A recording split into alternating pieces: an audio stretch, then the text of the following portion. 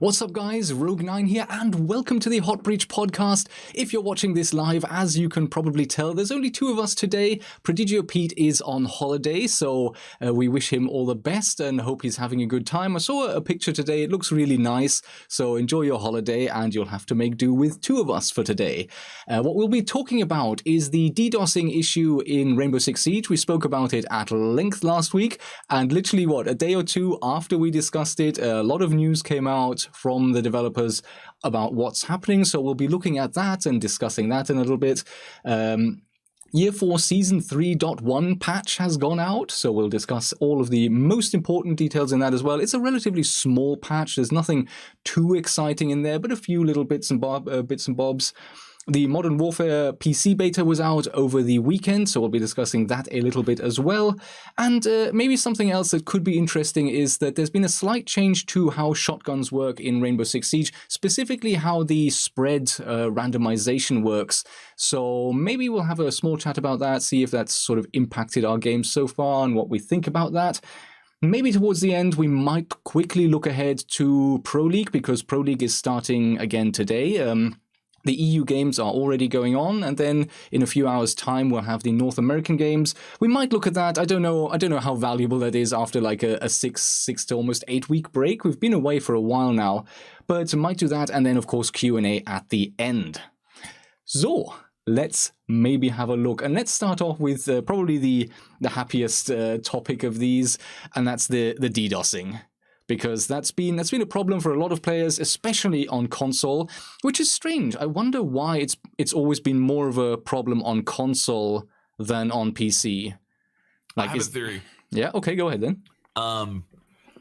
There has always been a culture, well, I shouldn't say always, there's been a culture for a very long time of DDoSing in Call of Duty, because Call of Duty, it used to was primarily peer-to-peer hosting, and it still is in the custom game. So, and the most competitive form of Call of Duty takes place on game battles. So you would go to the game battles as a third-party website, and you would find people to compete with, and then you would have custom games against them. And when you connect with other players, you would literally get the IP of the other players that you're playing against. So you could DDoS one individual player or all players on the other team, and that is something that's been going on with Call of Duty for a long time. So I think that's why it's more prevalent on console than on PC. That's my opinion. Is there a reason why that wasn't done on PC, Call of Duty? Well, Call of Duty is just not that popular. Where that came from was a site called Game Battles, and Call of Duty is where the average Call of Duty player goes to a third-party website to find competitive matches, and there's like ladders there and stuff. And I think that's why, because it wasn't as popular on PC, and the game battles certainly wasn't as popular on Call of Duty PC. That'd be my guess. Makes sense. Could be. So let's have a look. It has been addressed. So this is from early last week, or sort of mid last week. We've had news on Rainbow Six and what's happening. So we've monitored the increase in the amount of DDoS and DOS attacks against our servers following the release of Operation Ember Rise. Below you will find our next steps and how we plan to address the situation and move forward. I'm actually going to skip right to the bottom here and quickly go over a list of the terms that we'll be talking about. So we have DDoS, which is an attack on a server or a network from multiple PCs that results in all players losing connection.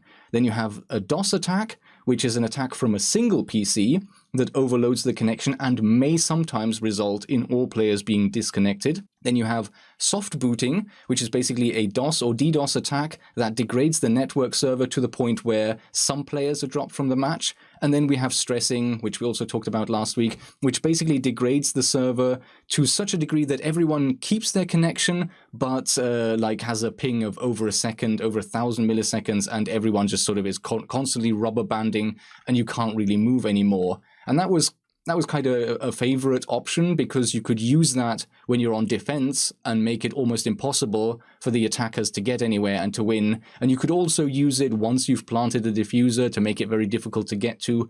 So that was something that was going on in Rainbow Six.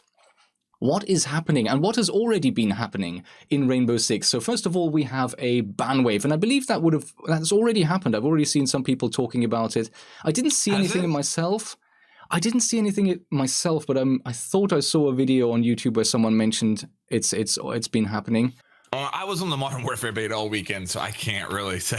That's fair enough. I didn't see a ban wave. So the target. This was released last week, so the target was next week. So we will probably see this in the coming days. At the very latest. So the news here is we have identified the worst offenders perpetuating these DDoS and DOS attacks and will be initiating a ban wave. This will apply to both PC and console players. Impact is the players that have been found to be initiating DDoS and DOS attacks will be banned. And I think it's also worth mentioning that banned in this case means permabanned. It's not a timed ban, it's not for a few weeks.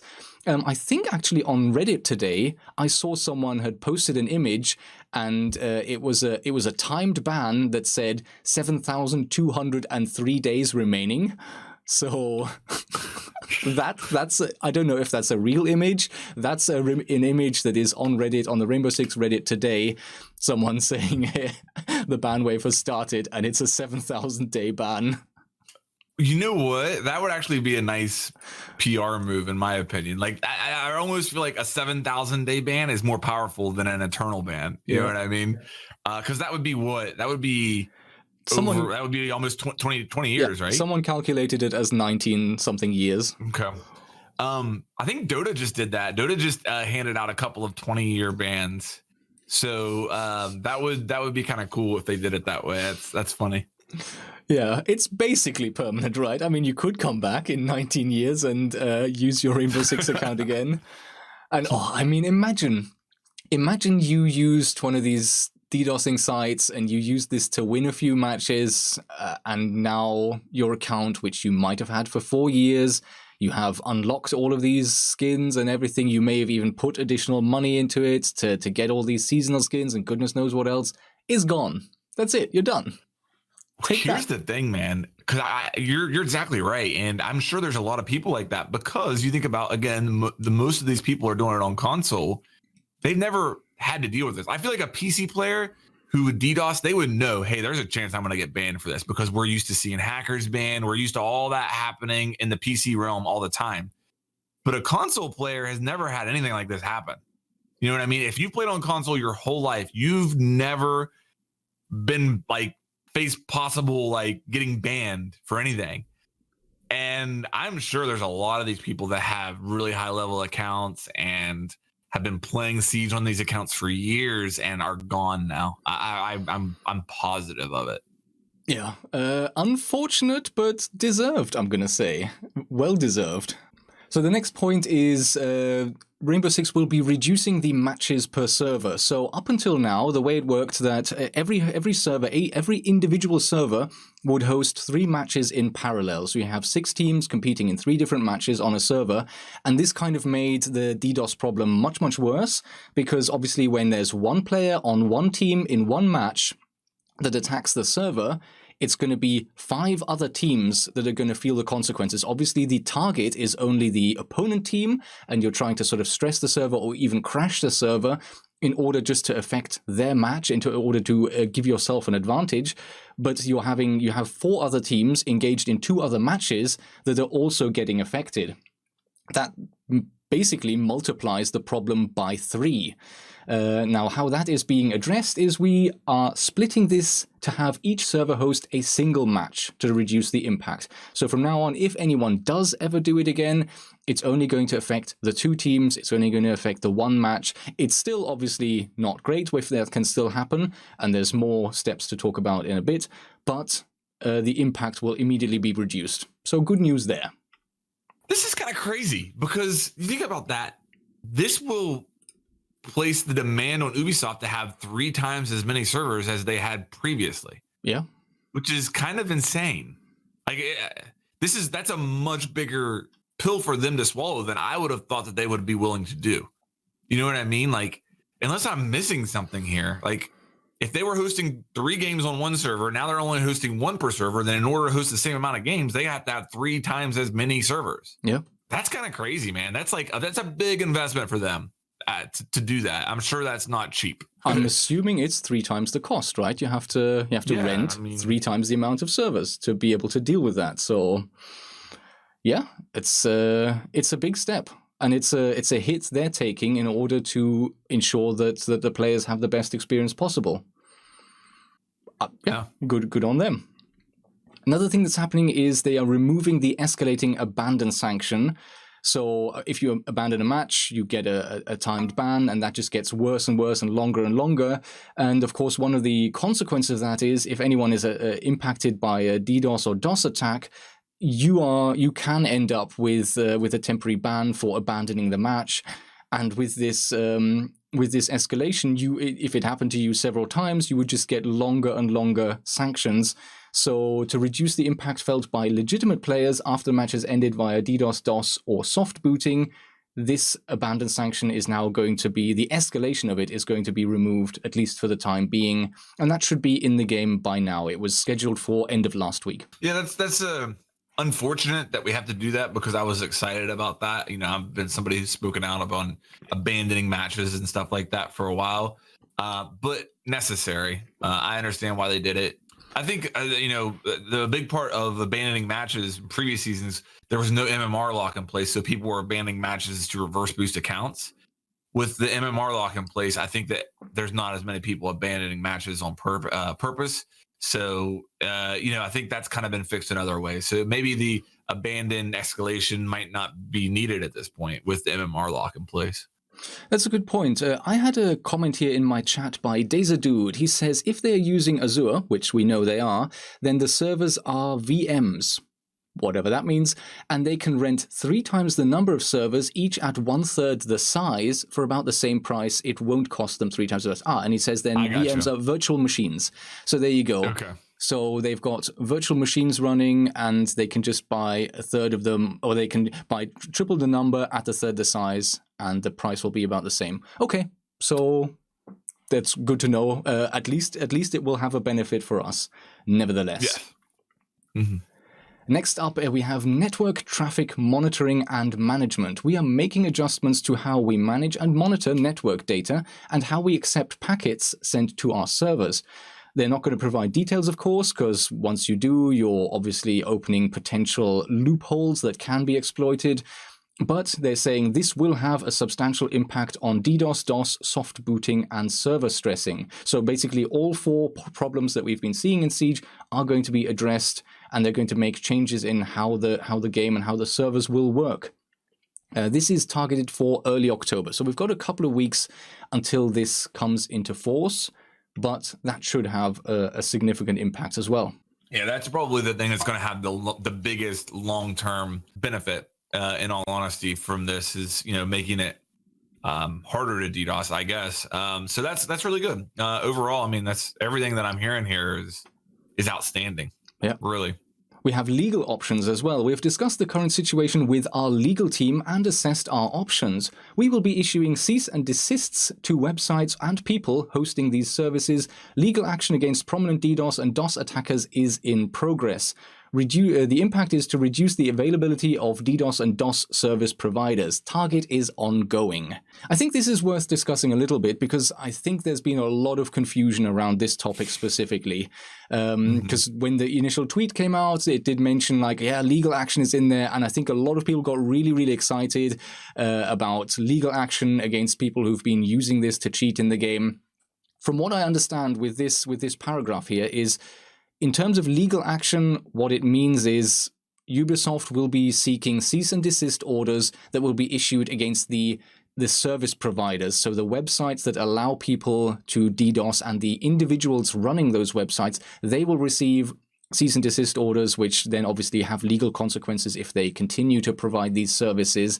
And those sites are going to be basically made useless at the sort of risk of future legal consequences if they continue to provide those services. So I don't think it's going to be individual people going to prison for using the service. Not unless it was somebody who had the capability within their home to initiate DDoS attacks, which I'm sure there probably is a few people out there that have some type of whatever setup they would need in order to initiate those attacks. Or I guess maybe it would be a DOS attack at that point, because didn't they say DDoS is multiple computers? Yes, exactly. Yeah, without getting into the nitty gritty of it, there may be a few people out there that were egregious offenders of this that could individually face some legal action from this. And if I was one of those people, I would be really nervous right now. Yeah, that's fair enough. Again, I think, we talked about it last time. A couple of headlines with people getting in trouble for this is enough to scare a lot of people away from this. I remember the same thing happened with Fortnite. It was a couple of headlines of people getting arrested basically for hacking in Fortnite. And as popular as Fortnite is, hacking has never really been a huge problem. I know it exists. I know that there is, it's in the game, but it's never been like a huge problem for when you look at it as a free-to-play game. I think there was also something with PUBG once, although the details there were that these hackers or hack providers, cheat providers, were also lacing their cheat software with malicious code that would then start skimming the financial details off of basically the cheaters, the people who downloaded these cheats to try to use them. So that was they were targeting them for not because they were providing the cheats, but because of the scam that it basically was. But that also happened. So there was one tweet that went around about a website. What was it? Rainbow Six. I don't even know. Rainbow Six service or something. It was like weird. R6 something service. like that. Yeah, which supposedly in the past used to provide a DDoS service.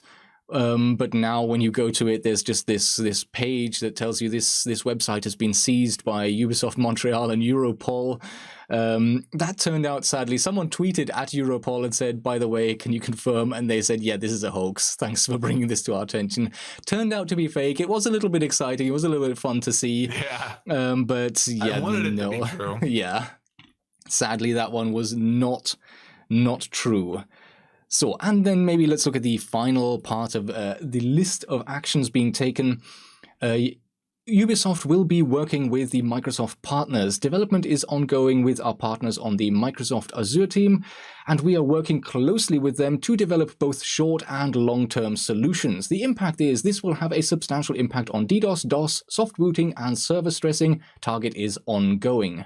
So that sounds very similar really to the network traffic monitoring and management, except that obviously the Ubisoft are taking action on their own behalf in terms of the game software and how it will work.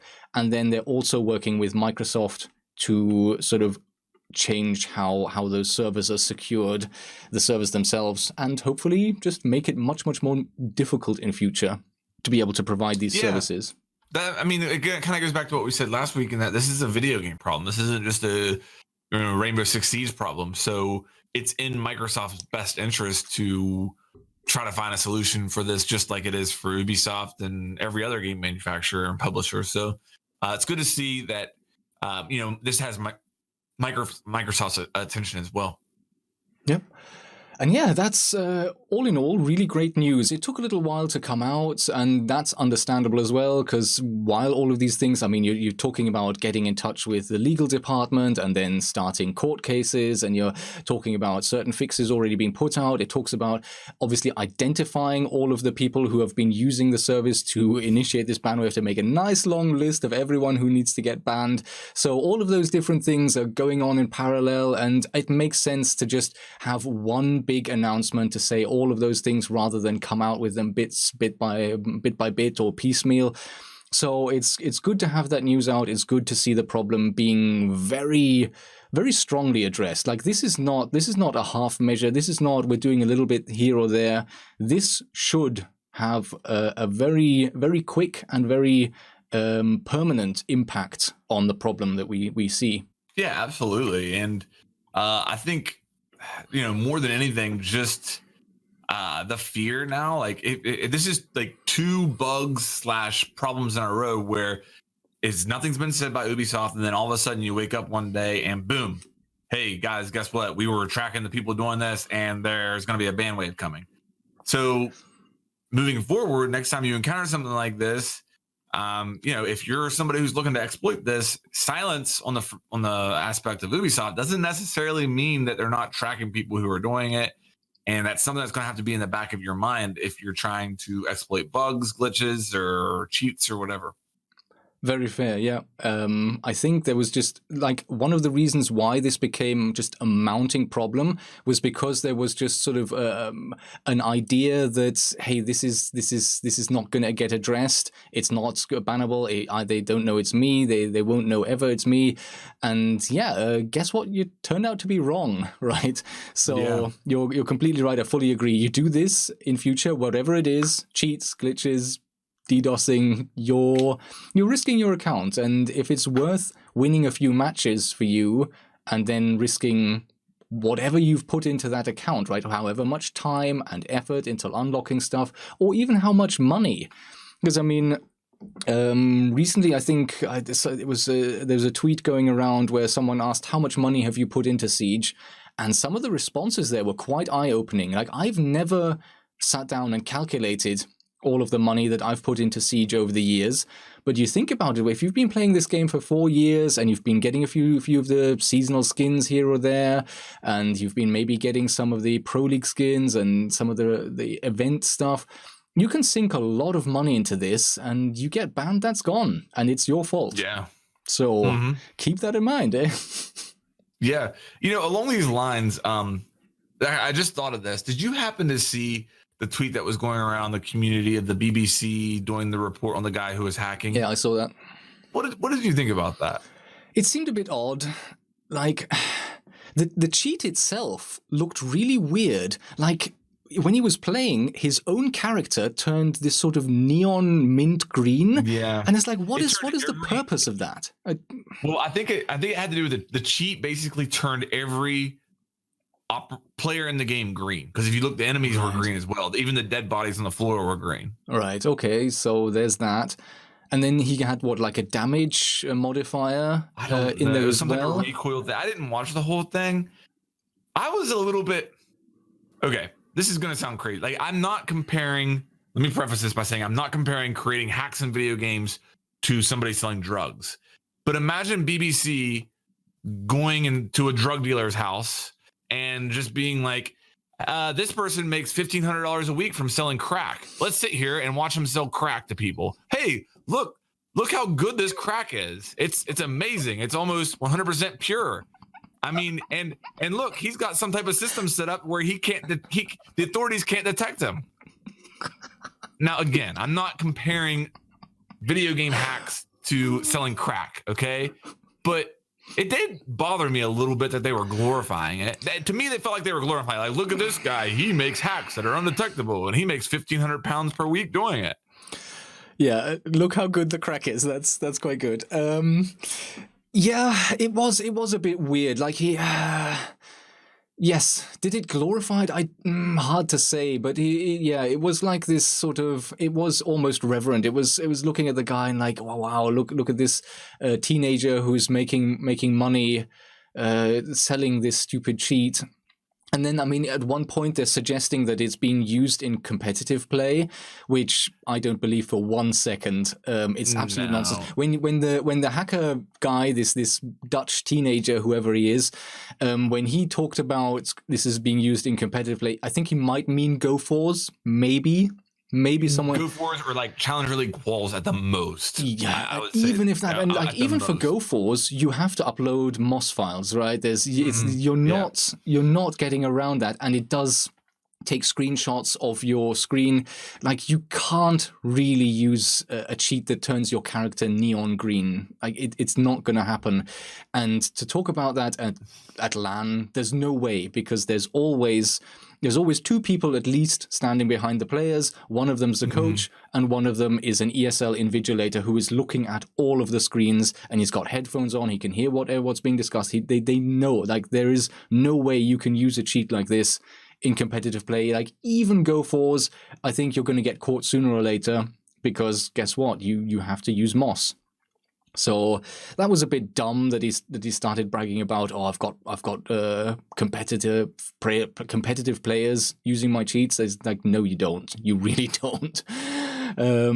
But yeah, it was all a bit.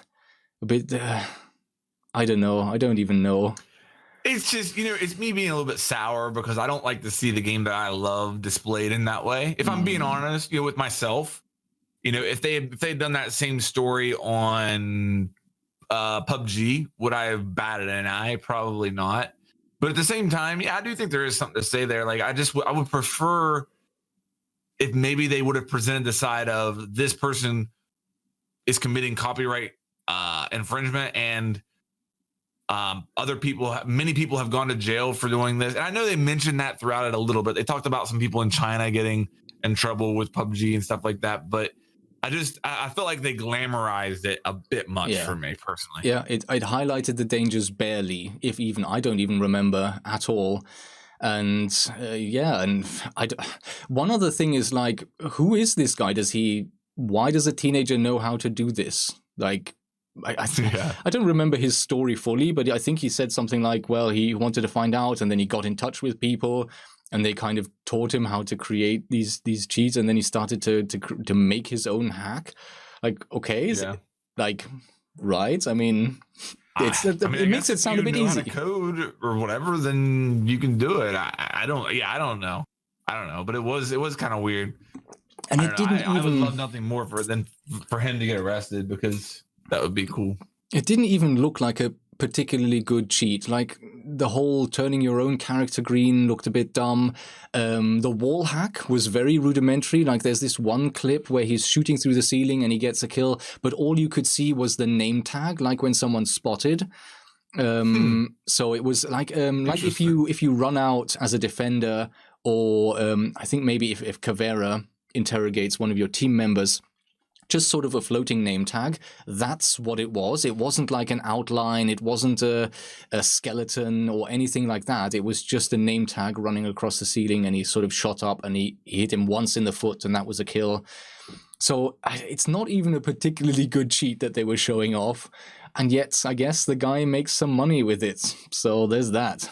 Hopefully, though, it will help expose and maybe target that cheat a bit better, seeing a few clips of that, maybe. Knowing how it works. We'll see.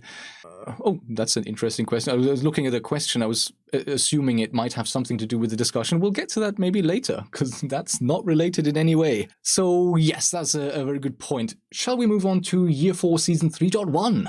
Yeah. We have a patch notes coming out there. The patch has been rolled out. I think it went out on consoles today, in fact, and it's been out on PC for a little while, although the Xbox One was delayed. I saw a tweet just a few hours ago. So we will see what's going on there. But there's a few gameplay changes that are interesting, and then a few bug changes, although it is a relatively small patch. So let's look at the balancing first. There's a balancing that affects predominantly Goyo, or it's targeted at Goyo, although it also affects Capitao. And it says the hostage has evolved. The hostage is now immune to fire, both Goyo's Vulcan and Capitao's Firebolts. This is to prevent incidences of team griefing towards Goyo under the RFF system. We've decided to make the hostage immune to fire. Interesting. That's an interesting decision. I guess this is the only way of making it to where it can't be manipulated in order to win a game of hostage. So I guess that's what they came up with. I mean, there it is. Yeah, it is. It feels drastic almost to make the hostage completely immune to fire. But I get where it comes from. Like, when the patch launched on the test server right at the beginning, the shields worked as they do with players. So whoever activates the shield, whoever shoots it, whether it's a defender, Goyo, or one of his teammates, or whether it's an attacker, whoever shoots the shield does the damage.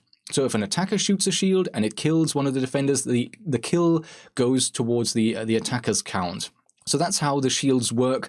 And of course, someone immediately came up with the idea of, hey, if I take all three of my shields and I place them around the hostage facing outwards, and then all I have to do is play around this area, if the attackers shoot towards me, all they have to do is hit one of the shields once, and they trigger the fire, and the hostage dies, and it's an easy win. So that's a really dumb tactic, but it's efficient and it's effective. It works, sadly. And so in order to address that, it was changed that if the hostage dies by fire, especially the Vulcan shields, then it will always count as Goyo killing the hostage, which makes sense if you think about this scenario, the shields placed around the hostage facing outward strategy, because then if you do that, you're taking the risk. It's a dumb thing to do, because if one of the attackers shoots it, you've managed to kill the hostage, so you shouldn't place your shield next to the hostage.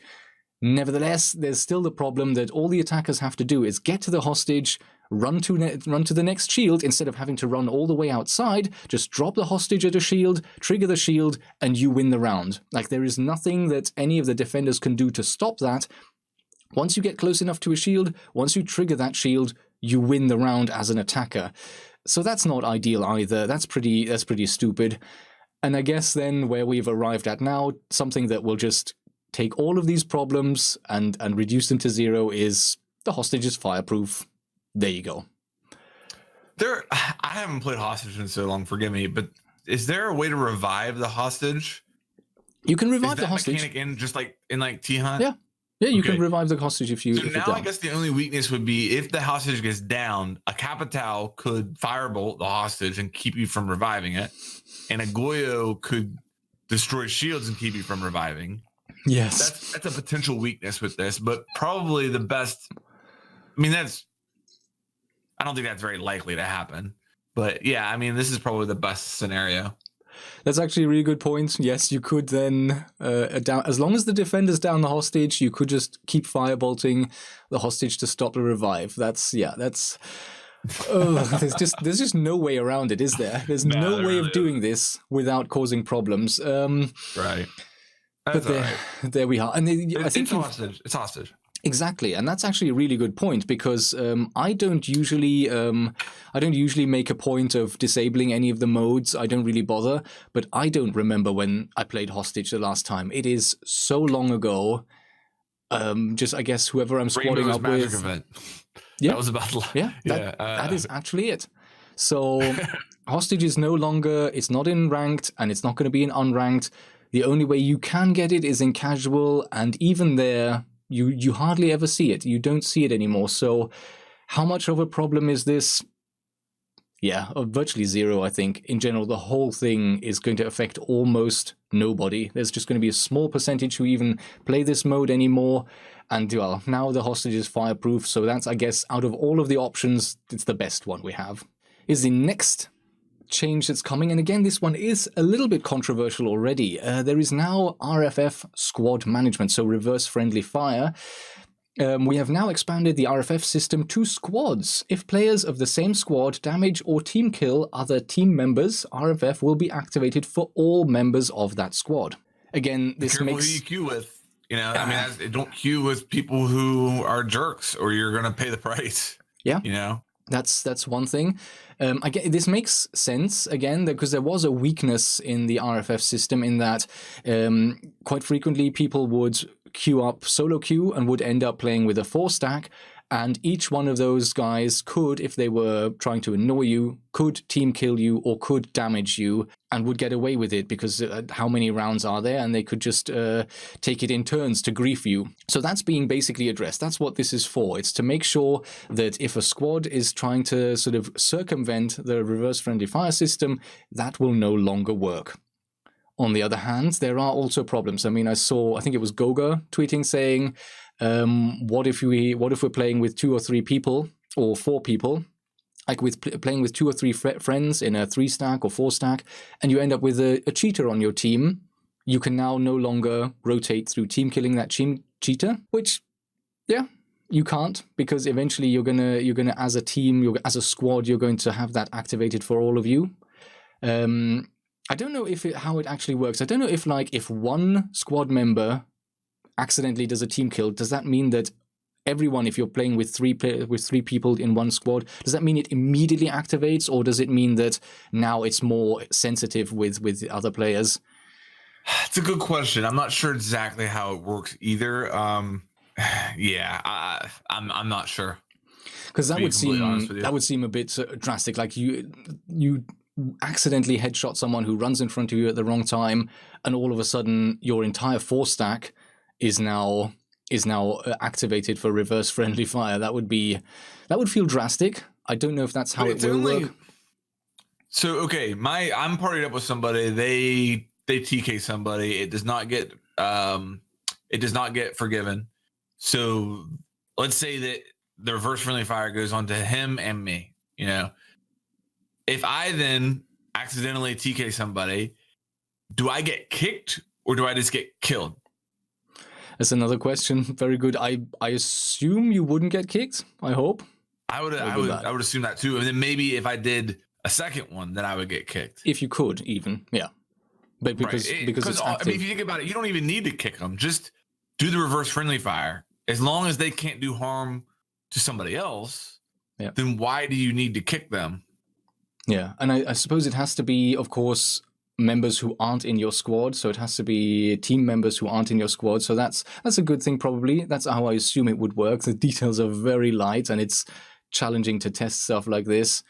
And I'm assuming also that it's maybe more relevant for when you're trying to sort of damage someone. When you like every round, one of you puts 2 bullets into a team member who isn't in your squad, then that will accumulate across everyone and then activate. That is probably sort of the scenario where I think it would work best. Yeah. But all in all, hopefully that will help address some of the griefing as a little bit as well, despite maybe some of the issues it can cause. We'll see how it works. Like, I've not seen it really happen, so I can't say anything yet about that. Other than that, yes, there's a bug fix. So there's a crashing issue on the PS4 that is going to be fixed.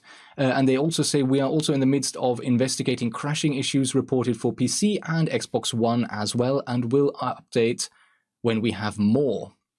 Yeah, that's real, by the way. I've got one of the people I play with never had a problem with crashing. And this season they've crashed like 2 or 3 different times, just like hard crashed. So that's a real thing. Yeah, exactly the same for me. I can't remember literally ever crashing in Rainbow Six Siege, and recently I completed a weekly challenge. I used the Alt F2 to activate the overlay, and then I went to claim the challenge and just everything froze. The sound was still there, but the entire screen was frozen. When I Alt-tabbed out, the screen turned black. When I came back, it was still black, even though the music was still running, and I just eventually had to kill Rainbow Six completely and restart it because claiming the weekly challenge, that didn't go well. That crashed the game for me. So there seems to be a bit of a problem with that. I've heard the exact same thing from other people as well, that it's a problem with the Uplay challenges that can be certainly one of the causes. Off the topic, is that a Rogue 9 shirt that I see? This one, yes. I'm gonna have to, yes, it is. I'm gonna have to get me one of those. Yes, I like that. Got these while I like that ago. color too, the green. Mm-hmm. I'm plugging your merch for you. Yes, you can find that underneath all of my videos. Usually it's shown on YouTube, so you will find it there. Also, I think, was it yesterday or a day before, I've actually put this on my Instagram as well, so you can admire a picture of me wearing this shirt there as well. Do you feel like, again, off subject here, but do you feel like Instagram is easier to gain followers on than Twitter? No. Okay. And I've felt like that for some reason. Maybe I'm wrong. I mean, I don't have as many followers on Instagram as I do on Twitter, but I've shown it very little attention over the years. But I just feel like I'll look at my Instagram and then like a week later I'll look at it again. I'll be like, holy cow, I gained 1,000 followers. Oh, really? Like, why? You know? Okay. Yeah. Like, I'm not even up to 1,000 yet, so I'm getting like a handful every day. But for me, okay, so my Instagram is relatively new. And I'm not quite sure what I want to do with it yet. Like, should it be focused on my Siege content, or is it something that's more personal? Because at the moment, it's mostly pictures of me at events or stuff like that, or at the Ubisoft studio. So it's Rainbow Six related, but it's photographs of me rather than stuff. Because I've seen creators that basically have Instagrams and all of their pictures are just their thumbnails of the videos they bring out.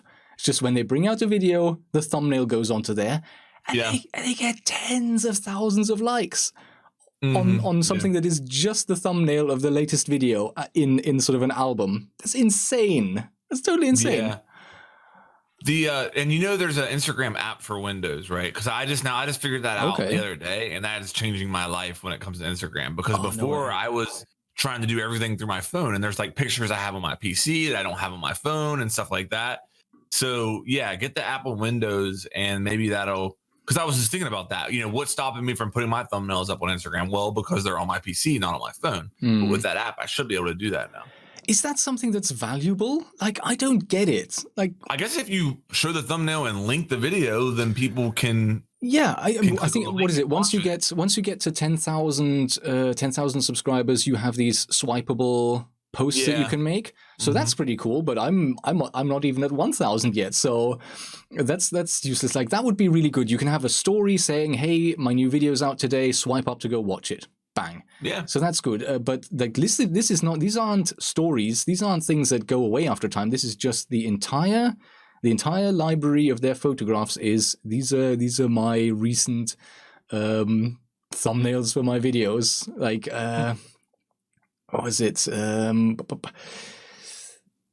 It's Marley, one of the UK Siege creators. He has an enormous following, and like his description for his Instagram is even, "I don't even know what you guys want me to put here," and then it's just his thumbnails, and it is immensely popular. I've seen other people as well put like Siege content, like for instance when the season reveal comes out, they take that video, they chop out the part about Amaru, and then they upload that as a separate, "This is how to use Amaru," and it's literally just like the reveal video cut into pieces and then uploaded, and that's immensely popular as well.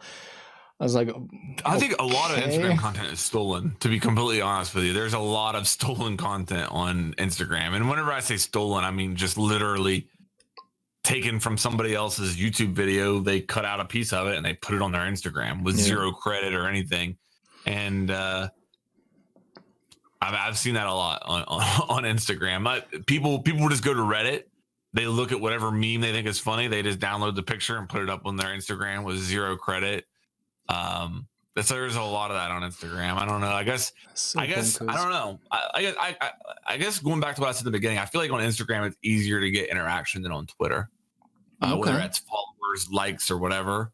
I definitely do feel like that. I've heard the same thing. Maybe the algorithm isn't. That maybe the Twitter algorithm is a little bit more punishing, because if you notice on Twitter recently, like I'm sure that the audience is necessarily as interested in this as we are, but have you noticed on Twitter recently you go through your feed and it's mostly like somebody you follow liked this, and it won't be somebody that you follow. It'll just be like a post from somebody that you do follow that they liked. Yeah. So I think the Twitter algorithm is working a little bit differently than Instagram, obviously. Yeah, maybe. So yeah, I don't know. I heard the same thing. I was talking to Fabian a while ago, and he's the same thing. Like, he mentioned he has a handful of photographs on his Instagram, and it just keeps growing, and he's not doing anything. Like, he every now and then he'll put one photograph up, and that's it. And it's just doing amazingly well for him. The thing is, not for me.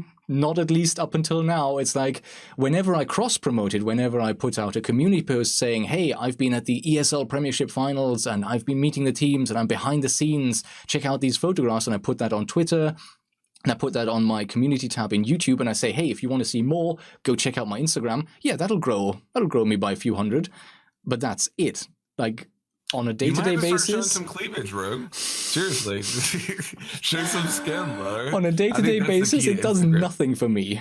And I would want to share news about, "Hey, my newest video is up," but then I want it to be swipeable. If it's not swipeable, what's the point? I don't know.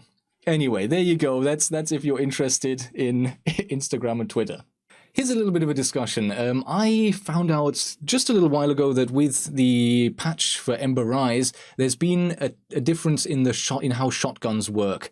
Obviously, there was the very much intended change of how shotgun breaching works, and that's not really what I'm talking about. So the breaching works nowadays so that every pellet that hits a wall and creates an impulse, basically a hole in the wall, that creates an area of effect.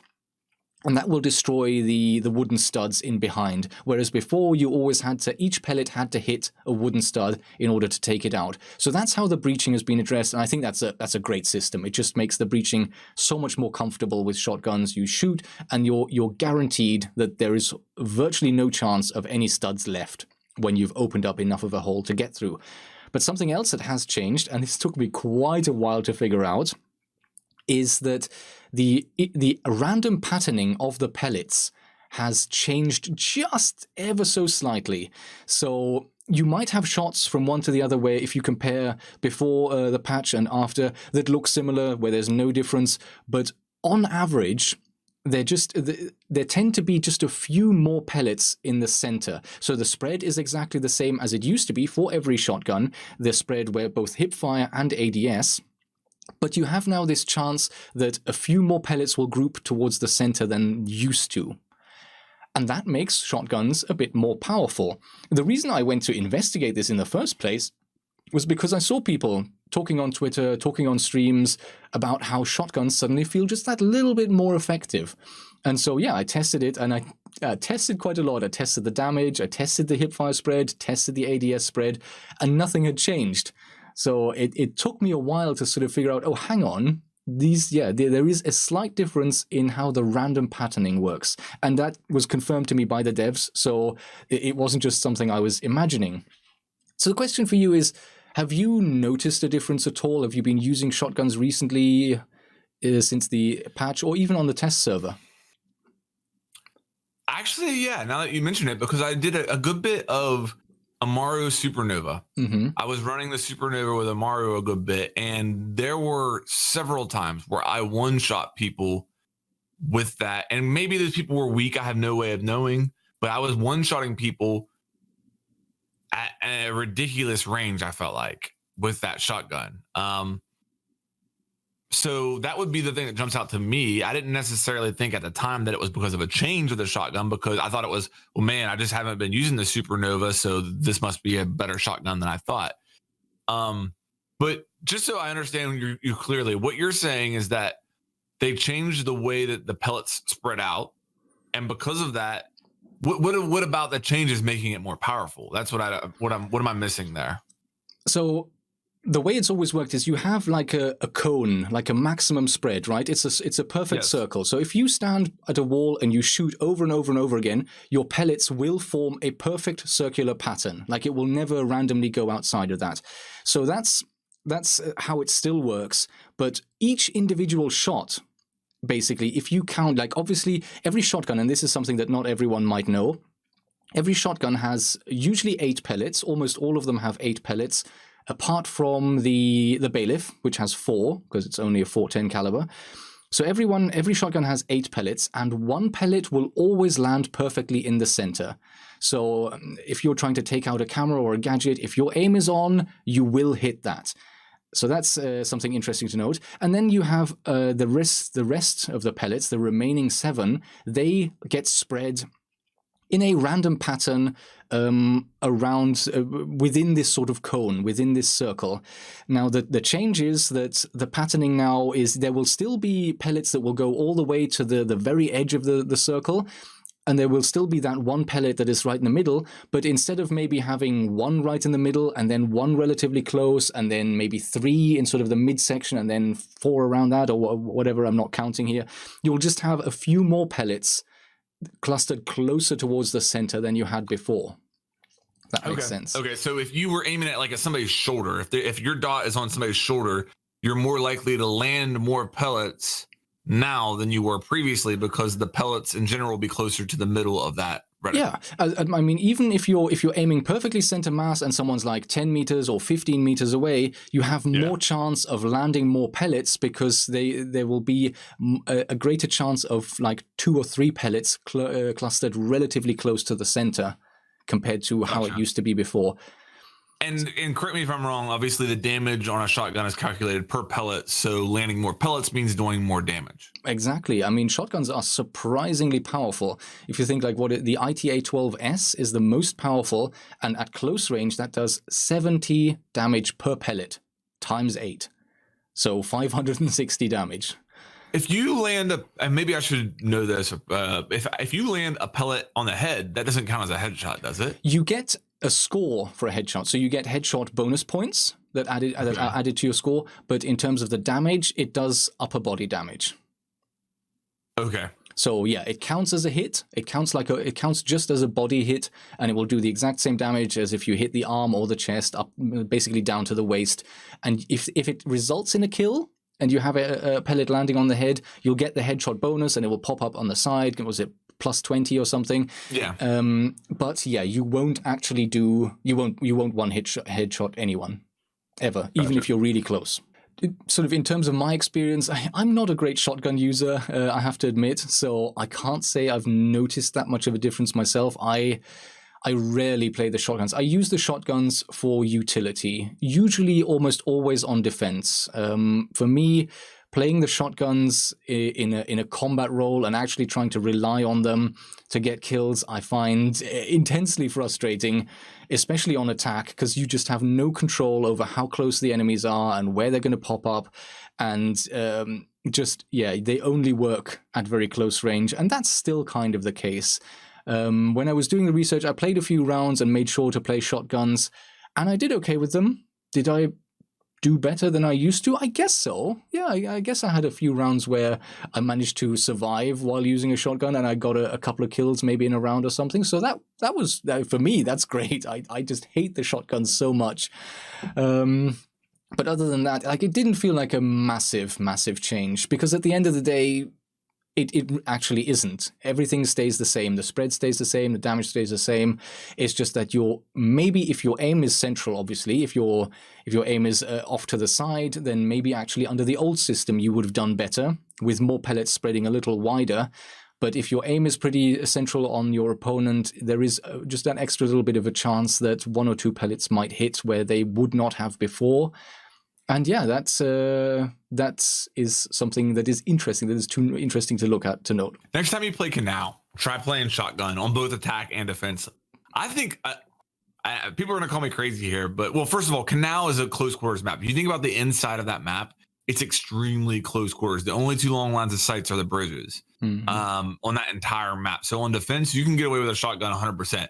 But try the sledge shotgun with SMG 11 combo. That's actually underrated in my opinion. Plus there's a lot of vertical play on that map. If they go like kayaks, that whole floor above them is soft there. You can take that second floor with sledge and open up that whole floor.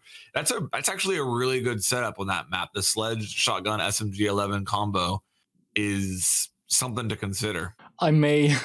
The last time I tried to use shotguns seriously, I was actually streaming, and people still talk to me about this nowadays.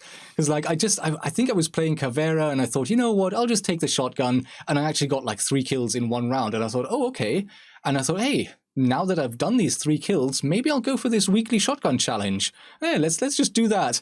And it was so frustrating. I got so annoyed because I just couldn't kill anyone, no matter how close they were.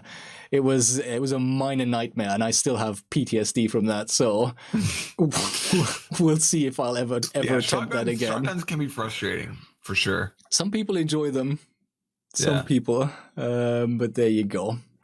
Right, let's maybe have one more discussion topic, and then we'll see. Yeah, but people are already asking if it's okay to ask questions. We'll get to questions. Not quite yet. We'll keep those for the end. Let's talk a little bit about Call of Duty, because that was out over the weekend on the PC, on the beta on PC. I played it a little bit, not as much as I should have, not as much as I would have wanted to, maybe. But yeah, let's have a bit of a discussion around that. You played it quite a bit, I think. Yeah, I played it a ton.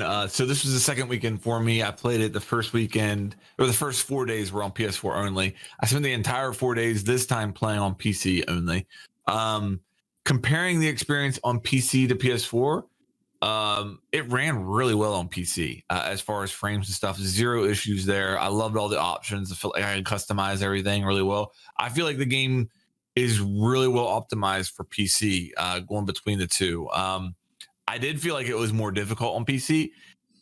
It wasn't more difficult to play against console players, because the crossplay is another aspect of this weekend that we should probably talk about. The crossplay worked perfectly. I was playing against people. I was partied up with people from PS4, Xbox, and never had an issue. It worked just like we were all playing on the same platform the whole time. Like there was that. They deserve a lot of kudos for that. I did not expect the crossplay to work that well, but a lot of the times whenever I was playing on PC against console players, I'm not saying that was harder, but whenever it was a PC only lobby, I felt the average player was significantly better on PC than on PS4. And I'm not trying to create a console war or anything like that. I just think that it's a fact that the average PC player is more skilled at first-person shooters than the average console player. I think that's a fact. And I think the controls make it much more easy. If you think about just, it's like driving a tank, right? With the stick and you're looking left and right. It's so clunky. And that's really what got me into PC gaming, is that it is a mouse and keyboard for any first-person game is just so much better than a controller in my eyes. But yeah, continue. Yeah. Beyond that, this was also the first weekend that they had the 32 versus 32 ground war game mode, which was interesting. I played a good bit of it. A lot of people are calling it a battlefield killer. I don't see it. I think it was way more hectic than Battlefield. Now, at the premiere for the multiplayer, we played 20 versus 20 on a different map. And that map was not nearly as cluttered as the map that we played Ground War on. So I'm hoping that some of the other Ground War maps will be better for that game mode. But in Battlefield, here's the comparison I'll make between this 32 versus 32 and Battlefield. In Battlefield, I always feel like if I want to, as a player, I can kind of find my own little pocket in the map. And I can kind of play that area, and maybe I won't be busy nonstop, but I can, get that kind of nice balance of having my own little pocket, my own little sector that I'm holding down, and I can get kills. And in this one, I never really felt like that. I felt like I was always in gunfights, or I was always being looked at. There was never anywhere. It was either feast or famine. Either I was in the corner of a room, literally hiding, or I was in the middle of a gunfight, like in the heat of the action. But with that said, I think that the game mode's good. I think the game mode's fun. Again, I played it a good bit. I just don't think, I think that for anybody out there that's saying this is going to kill Battlefield, no. Like Battlefield 4 is still, Battlefield 4 Conquest is still significantly better large scale combat than what Call of Duty Ground War is. I'll say that. Yeah, I think sort of the Battlefield point you mentioned, I can echo that. Like, if you get killed over and over playing on one of the capture points in the front, something I would quite happily do is just spawn at the back, jump into an AA gun, and just deal with the enemy planes for a little bit, or jump into an AT gun and shoot from the back. There is so much stuff you can do. Spawn as a sniper, hide somewhere in the back and just snipe away a little bit. There are options that can take you out of the hectic fighting and are a bit calmer. So yeah, I definitely see that. My experience with Call of Duty, before I maybe mention that, I'll put out a few caveats. I think something that is worth mentioning, something I've mentioned before, like I started playing Call of Duty with the very first one. Like before then I played Medal of Honor Allied Assault on PC, loads and loads and loads. And then I got into Call of Duty, and this must have been 2003, 2004-ish. So the very first one, consoles weren't connected to the internet back then. And even though you could play PC multiplayer, it wasn't a huge part of the game. It was something that was tacked on. It was something that was there as an addition. Like the early Call of Duty games, for me certainly, and I think for most players at the time, they were mostly focused on being single player games. And certainly for me, that's what Call of Duty always stayed. It was a single-player experience. Even going into the more modern ones, going into the original Modern Warfare 2, Black Ops. For me, I bought those games, I played those games to play the single-player, to go through the story and have fun. For me, they were never really multiplayer games, and I certainly never really engaged much in that. And that is certainly one caveat I have to mention right now. I'm not a Call of Duty multiplayer player. I definitely noticed that this weekend. Holy cow. Because here's the other thing, like I made the mistake of not really jumping in right on Thursday, getting involved. I kind of left it. I took the weekend off a little bit, and I played yesterday evening for the first time. Sunday evening, I go in as level 1. I try to get into the options menu and look at my loadout, change my loadout, look at the guns, and it just says locked. It's like, yeah, you can look at your loadout and change it once you reach level 4. Until then, you're just going to play the basic options. And what was there? There was like 3 options right at the beginning, right? You have a support gunner with a really rubbish machine gun. You have some kind of scout with a suppressed weapon of some kind, which I don't know what that was an SMG or an assault rifle, and it had a really slow ADS. I wasn't a fan. SMG. And then, SMG. It was an SMG, yeah. And then as the assault they class, count the AUG as an SMG, yeah. Okay. Then as the assault class, you're playing with basically the F2, but in a 3-shot variant, 3-shot burst variant. And like, yeah, so I go in as a level 1 and I'm up against people who are level 23, 26, 30. These people have been playing for 3 days running. They are, of course, they're hardcore fans mostly, because the way you got access to this beta was by pre-ordering the game. So, of course, most of the players that will be there will be fans who are really looking forward to this, who've been playing a lot of Call of Duty, and of course they've played a lot of that. And yeah, fair enough, they have more experience, they know the game better than me, they know the maps, they've been playing for 3 days. But also I think the way that Call of Duty works, and quite unashamedly so, is if you put more time into the game, if you unlock weapons that someone who's new doesn't have access to, that I had no access to, it makes you more effective in the game. It makes your character more effective, irrespective of your ability. And all of that sort of resulted in, I went in and I had an appalling time. I was playing on my own, I was just giving it a go, and I was just 9 deaths out of 10 were just one-hit kill deaths. I didn't even know that was a thing, but I just died out of nowhere again, and I would run 10 meters and dead and dead and dead, and like most of the time no chance to fight back. It was so competitive that it was really, really no fun at all. Like going in there as a new player, as someone who doesn't play a lot of Call of Duty, to then not have access to the guns and feel like I'm even more handicapped, and no explanation, no introduction, just go in and give it a go.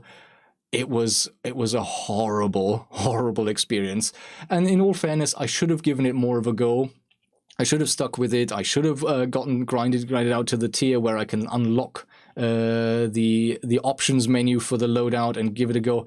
I just had zero patience for it, and that's my problem, to be fair. But it just really, really competitive is one of the ways to sum it up. And for me, certainly, I had zero fun, zero fun whatsoever playing that, because it's not fun to take 10 steps and die and not even know where it came from and what happened. Yeah. And yeah, that was it. Well, I think a lot of the spawns are bad in the game. That's 100%. That's a fact. The spawns are the worst I've ever seen in Call of Duty, which that can still be fixed. I really hope that they'll gather the data from this beta and fix the spawns. So I can agree with what you're saying 100% there. It is kind of weird to me that in a beta, I understand in the full game if you want to do it, but in the beta, why not unlock almost everything from the get-go? Just so you can, maybe if you're wanting to test out the progression system. The one thing I will say, though, is that the best AR in the game, in my opinion, was the M4, and that's the first one that you unlock once you hit level 4. That was the gun that pretty much everybody was using. But when you're playing on PC with people who can aim well and who, you combine that with a really fast time to kill on close quarter maps, it can be brutal. So I don't know. I hate to hear that you didn't have a good time, because a lot of people that I talked to that haven't enjoyed Call of Duty in several years are really enjoying the game, and I think they've done a lot of things really well. But it's not going to be for everybody. I've seen a lot of non-Call of Duty players praising it and being very happy with it. I've seen sort of hardcore Battlefield content creators who've been covering Battlefield for years and years and years. They're all over it, really enjoying it. So fair enough. And I take part of that on myself. I didn't really. It wasn't a good thing to wait until Sunday when everyone else was pretty well acquainted with the game. And there was other stuff like the field of view really threw me off at the beginning because I couldn't find it. It turns out it's in the general options menu rather than in the display, because I kept going to display and it's like, where is the goddamn field of view? How can I not find the field of view slider? Because it just felt so zoomed in. It was nauseating, and I had to really crank that up to be able to play like I normally play. So that was an issue in the first couple of rounds that didn't really help. And yeah, it's just, I don't know. I was very lost, and I had normally, I suppose I would give it a chance and get there, but it didn't feel as if it had that. Like we talked about Battlefield earlier. One of the things that really drew me into Battlefield 1 again, because that was the first Battlefield that I've really played a lot since Battlefield 2. Again, this was, Battlefield 2 was 2005, 2006. That's when I played that. Yeah, so that's a really quite a while ago. And then just because my life changed, I went to university and stuff like that, I didn't get a chance to play a lot of the Battlefields until Battlefield 1. The reason I got into that game, the reason I really played that game was, for me, what it did really well is, if you were experienced and if you put a lot of effort into playing the game and learning the game and time and you got good at it, you could outperform. And that took me about 200 hours. Once I hit that 200-hour mark, suddenly things really started to click, and I was top 5 of the leaderboard, top of the leaderboard just every time, every match. If I put my mind to it, if I'm not working on some challenge, some stupid sniper challenge or something, if I'm just playing the game to win, like I was pretty good in Battlefield 1.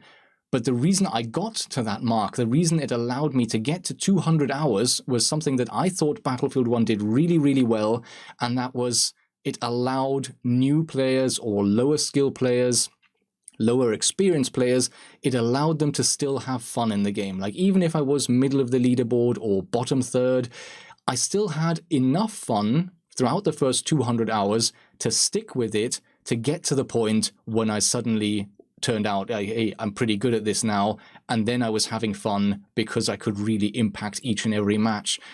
And that was something that I think I'm not anticipating I can see in Call of Duty. Like, that game is geared towards rewarding good players and more experienced players, because you have this initial hurdle that you don't have any guns or loadout changes you can do at all until you reach a certain level. And the more you play, the more weapons you unlock and the better they become. There's a little bit of the more you play, the better your character, the more options to win you have. And then, of course, the kill streaks, which I will never wrap my head around.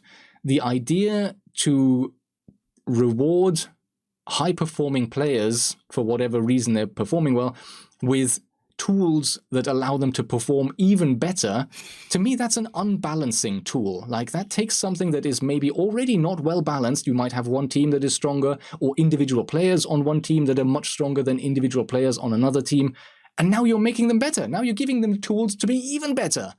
That makes it worse. Like, if you have any kind of balancing mismatch, kill streaks and score streaks, they amplify that mismatch, right? It can't just be me. It's a the rich get richer type thing. And I don't understand that. I don't understand how anyone would ever put that in a game and think, this is going to make for a good experience for most players. Sure, if you're that one player who's doing really well, and then you can just use those tools and those unlocks to put a helicopter in the sky or bring rockets down or God knows what else, then yeah, I guess maybe you're having fun annihilating an entire server, but everyone else is not having a good time, right? It's like a zero-sum game. The additional little bit of fun that one player gets detracts from the fun that everyone else has. At least that's... And I'll never get that. I get you, but you know what? Hearing you talk about this, it reminds me of the journey with me in this game and how it's given me a completely different mindset. And I think that the biggest thing for me was that I started out playing this game in that 2v2 mode, which is one gunfight, and you get random classes assigned to you, so you don't have that problem with the beginner loadout that you encountered. There's no kill streaks because it's only 2v2, you know what I mean? And it's just straight, it emphasizes the part of this game that I think it does extremely well, and that is the gunplay, the gunplay and the movement in the game. Just to me feels phenomenal. So if you think about it, on PS4 we got that alpha for an extra weekend that was 2v2 only. And then me playing it in LA, we played a lot of the 2v2. So yeah, it's probably just that alone has given me a completely different mindset. I wonder what your mindset would be right now if whenever you downloaded it, you would have like texted me and been like, hey, I'm hopping on, let's play. And then we just would have jumped into some 2v2 and played that for like an hour. I wonder what your mindset would be in the game if you had had that experience first. Yeah, it might be very different. It most certainly would have, in fact, because playing it alone on a Sunday night, just giving it a go, that was not the play. That was definitely not the play. It felt like a good game. It looked great. It ran very smoothly. Once I changed the settings, because for some reason the scaling, the resolution scaling was set to 50% by default, and I think I saw people tweeting about that as well. Someone was saying, "Hey, make sure you go into your options and you set it to 100%," because I think the game was running at 720p. Even though I'm on a 1440 monitor, so that's stupid. And even when I ramped it up and I let it run at 100%, it looked great, it felt smooth, it ran smoothly. So yeah, all in all, it was Call of Duty, I guess. It runs well, it looks good. One of the big hot topics in the Call of Duty Reddit right now is skill-based matchmaking. So basically, one of the YouTubers for Call of Duty went in and reverse boosted in the beta, the PS4 beta. And when they reverse boosted like 5 matches in a row where they didn't drop any kills, they missed all their shots, they just got killed over and over again. And after like 5 matches of doing that, they were put into a lobby against the absolute potatoes of the game. I mean, people who looked like they had never played a first-person shooter before. And that caused a big ruckus within the community of skill-based matchmaking. Do you think that skill-based matchmaking should be in a Call of Duty public match? Battlefield has the same thing, right? Like there's slight skill-based matchmaking in Battlefield public matches as well, correct? I mean, what's your opinion on that? Because again, like you're saying, maybe if there would have been stronger skill-based matchmaking, your first matches would have been against people who were just starting out like you and not against people who were level 20 or 30. Maybe if I'd endured and I'd lost another few matches, maybe that would have been it. Maybe it would have then put me somewhere where I would have been more comfortable to get to grips with the game, because that was the problem. I didn't feel like I had a chance to fully get to grips with it, to understand the gadgets, to understand how the guns work, to even set up my sensitivity properly for the first time, because it was just straight into hardcore matches where there was no nonsense players who were there to compete. I think having skill-based matchmaking is not a bad idea. Like me either. If it puts for players some reason, together, Call of Duty cannot handle it. Like maybe it's just the vocal minority, but people just like throw up at the idea of skill-based matchmaking. Like, who are those people? Are those the pub stompers, the people who are very good and they just want to continue to just stomp all over people with less experience and less time to practice? The whole idea doesn't make sense, because on one hand they're saying it doesn't allow fun. I just want to play the game and have fun. I don't want to be sweaty. But then they're also saying I can't have fun if I don't win. Isn't that what you're? And if it's not easy, right? I don't want skill-based matchmaking because I don't want to play against people who are as good as me. Exactly. Yeah, I mean that's it. That's it works both ways. You should really, if you want the challenge, if you want to have a game that challenges you, that forces you to put a little bit of effort in, you should want to play with people. Like, you're not playing against people who are better than you. The whole point of it is you're playing against people who are as good as you. And the thing is then that people, for whatever reason, whether they're playing on an old laptop with a shoddy old mouse and they don't have that, whether they're very new to video games or shooters in general, if they can then if they then get put into lobbies together and they play there, they're going to have a much better time. I think all in all, it makes sense. It makes the game better for everyone, except for the people who are pretty good and they want to just have an easy time. They just want to go around slaughtering people. Why is it that people, console included, can play Rainbow Six Siege and accept the fact that we know for sure that there is skill-based matchmaking in casual and not bat an eye at it, but then those same people, when they play Call of Duty, will revolt if they think that skill-based matchmaking is involved in those public lobbies? I don't understand it. I do not understand it. Is it the person? Here's what I think it is. I think it's the person, the super casual gamer, the guy who is literally sitting on his couch playing a PS4 through his TV, doesn't even probably have a headset, and maybe cares enough to where they look at Reddit every once in a while and they get on there and they're like, skill-based matchmaking? You mean I gotta play against the person who has the headphones and is playing at their at their on their monitors with their 1 millisecond response time. I got to play against them. No way. You know what I mean? Like, I mean, it shouldn't be really. In essence, skill-based matchmaking would protect you from playing against that person.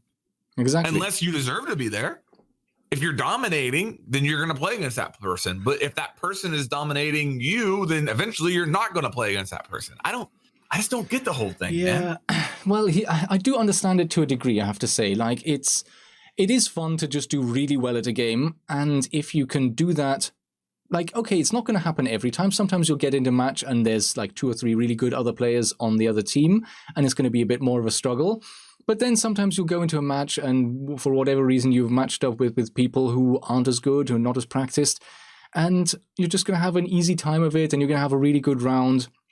And that is rewarding when you don't always have really challenging matches. And I see the flip side in Rainbow Six as well, because I know if I'm going into Rainbow Six, I know I'm there to play. I know I'm going to have to put in effort to compete. There is no go in and have a little bit of a play around and have some fun, because I'm going to be matched against people who are as good as me, and or certainly in the same ballpark, who at least win as much as I do, and it's always going to be a challenge. Like, okay, we used to have the reset that was a hard reset, where if you were an experienced player in Rainbow Six, you could go in at the beginning of a season and for the most part, you would probably get really easy matches for you for the first 10, 15, 20 matches, however long, until you get to those high ranks and you have other players at those high ranks, and then you start seeing more challenge. But that's not something you get in Siege. Because of the matchmaking, it's always going to be a challenging game. It's always going to be a game that will force you to pay attention and to play your best. And I can see how, on the flip side, it is nice to sometimes just go in, switch off your brain, and just relax and just know that your opponents, most of them, aren't going to be as good as you, aren't going to have as much experience as you, they won't know the maps as well, and you can just do really well easily. There is something gratifying to that, and I guess a lot of players that maybe have that are then going to be worried, hey, if I go in and every time now it's going to be players who are as good as me, that means every time I have to show up. I can't go in and have a relaxed match anymore, because it's going to be a challenge. So I see where that comes from. I see how people might not want that if they are in the top half. Like if you split the entire player base into people who are better than average and people who are below average, everyone who is better than average will usually benefit from the random matchmaking, because you'll have players below average coming in every now and then at least. And the higher you go on that scale, the more above average you are, the more you're going to be matched with worse players. And then, of course, when you start splitting into different groups and categories and you start getting matched to players who are at your level, you're just not going to have that experience anymore. On the flip side, it is a zero-sum game, so everyone below average is no longer going to have the problem of going up against players who are much, much better. So I think all in all, it is a good thing, but I can understand how people might not want it, especially if they are above average and they used to get easy game, and they're used to at least now and then getting very easy games. Yeah, I think what a lot of people miss out on Call of Duty is Call of Duty has had skill-based matchmaking, or at least some form of skill-based matchmaking. It's not so okay.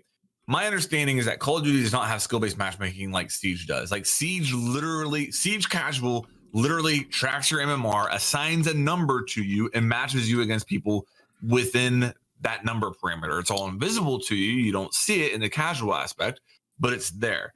I don't think that's how Call of Duty works. I think that maybe what we have in Call of Duty is just like maybe a couple different brackets of players that they will put you into. And I think that really the big design there is to probably try to protect the bottom, like 10% of players out there. If you perform in the bottom 10% of players, they're trying to protect you from playing against that top 10%. I think that's probably how it works. They've done that in Call of Duty for years. A lot of people are saying that Advanced Warfare, like one of the most like hated Call of Duties of all time, failed because of skill-based matchmaking. They're forgetting that Advanced Warfare was the first Call of Duty that had advanced movement. They had those crazy jetpacks that literally shot you to the moon. Like it wasn't even like a gradual double jump like what Destiny or Black Ops 3 had. It was like rocket thrusters. You push the jump button twice and you shoot up to the moon. It also had really the most aggressive pay-to-win mechanics in any Call of Duty ever, in that they had gun variants, all of which were the best guns in the game, locked into loot boxes that you could only get by RNG, by playing the game and unlocking them, or buying them outright. And you had no decision. Like you couldn't buy the Obsidian Steed was hands down the best gun in the game, and you could not buy it. You had to get lucky enough to get it in a supply drop. That's what killed Advanced Warfare right there. Those two things, more than the skill-based matchmaking. I think the reason that people think that skill-based matchmaking is so much stronger in Advanced Warfare is because the player base was really small towards the end of it, because everybody got sick of the pay to win and the jetpacks. And at the end, you were playing against the same people because there wasn't as much of a player pool to put you up against. That's how I explain that. Yeah, I did a quick Google search of Call of Duty matchmaking, and it's just like I'm seeing articles on Reddit or community posts or forums for literally every Call of Duty for the last few years. It's always a big topic. Interesting. Yeah. I don't know. I mean, I don't know. Righty-ho. So that was my experience. I maybe regret a little bit not getting into it earlier and making more of an effort with it, but there you go. Like I said, for me, it's never been a big thing. I would have liked to sort of maybe look into the loadout options a little bit and the sort of gun customization options, because that could be interesting for me to look at. Mm-hmm. But we shall see, maybe in the future. Like all in all, like I think you mentioned this last week, it is very arcadey. It's very fast paced. People were jumping and sliding on their knees around corners at breakneck speed and stuff like that. And so that, to me, felt a little bit classic. Like it almost feels as if in recent times games have moved away from that a little bit. It's become more slow paced. Like Battlefield has become a little bit slower, even though it's still arcadey. And then you have games like Insurgency that are very much towards the end of being simulations rather than arcadey games. And then of course you have the outright simulations like Squad or Armor, stuff like that. Mm-hmm. And like this, the very fast movement and the almost instantaneous deaths that I experienced, they felt almost like a from a past time that has gone a while ago. I think one thing the final thing I want to say about the beta, crossplay is the future of gaming, and Rainbow needs to get their act together on that. I don't know how they're going to do it. It's going to be tough for them to do because the luxury that COD has when it comes to crossplay is aim assist. Yeah. A controller player can play with a PC mouse and keyboard user because of aim assist, and Call of Duty does not. I mean, Rainbow doesn't have that, which is both a curse and a blessing. A lot of the console players enjoy not having the aim assist because it's a more skill, because there's more skill involved. But that does severely limit the crossplay. And I got to tell you, man, being in the same lobby and being able to literally play this game with anybody I want to was really cool. And it felt like it felt like we were doing something like groundbreaking. It felt like we were doing, I don't know if you ever really played console Rogue, but how long have I been playing Call of Duty and been like, man, I just wish I could play against my friends that have an Xbox. I have a PS4. I can't play with them. I mean, that's been a conversation for years. Yeah, I used to be a console fan. I have owned gaming consoles since the Nintendo Entertainment System. This must have been in the 90s, the early 90s. So I've had the Nintendo Entertainment System, the Game Boy, the very old one, the brick with like just green screen, and then going through all of the Nintendo. I used to be a massive Nintendo fan, the Super Nintendo, N64, GameCube, and then eventually PS2, PS3 as well. For me, it's been more of a case that sort of once the last console generation switched from PS3 to PS4, I didn't really see a massive need to upgrade. There's been a handful of games that have come out for the PS4 that I wish I could have played, and that I maybe still wish I would want to play and could play. Like I heard the recent what was it's God of War was supposedly really good. I've not played that. I used to play God of War. I played God of War on the PS2, played that quite a lot, and several of the games. Uncharted, I loved Uncharted. I've not played the most recent Uncharted. And then, of course, there was recently Red Dead. So I do feel I've missed out on a handful of games, but literally a handful, because everything else nowadays I can play on a PC and it will look better, it will run better. And I just don't need a separate little machine that sits in my living room. The PS3 still works if I want to watch Netflix or Amazon or a DVD and it's there. It's only over the last few years that I've not upgraded to a console. In terms of sort of shooters, I used to play shooters, but then again, like the older consoles, you didn't have internet connection, so playing a shooter meant split screen. So I did a lot of that. Yeah. I actually played a lot of GoldenEye back in the day and Perfect Dark. So I used to play a lot of console, and console was the only thing I played for a long, long time. But yeah, that's now years ago. So not so much of a problem for me nowadays to sort of want to play with friends on console or to have a console myself. But I think, I agree with you fully that crossplay is a brilliant idea for games that it works. I don't see it working in Siege ever because, for better or for worse, playing with a controller is much, much more difficult. And like, I almost feel like there's a ceiling. Like, if you are the best controller player in the world, a very good mouse and keyboard player will still beat you. Like, there is only so far you can take it. Like, there are outstanding controller players out there. I know even when Priest and Koros, when they play on PC, if I don't know if Priest does sometimes maybe, they play with controller. So, we have people in the Siege community who cover Siege who play on PC with controller, and they do well enough. Like, it's not impossible, but I think it is more challenging. It requires more practice and more skill, and I think I'm 100% convinced that if you are a very good mouse and keyboard player, you will be able to beat the best controller player, because it's so much more intuitive. It will always work better in my eyes. Yeah.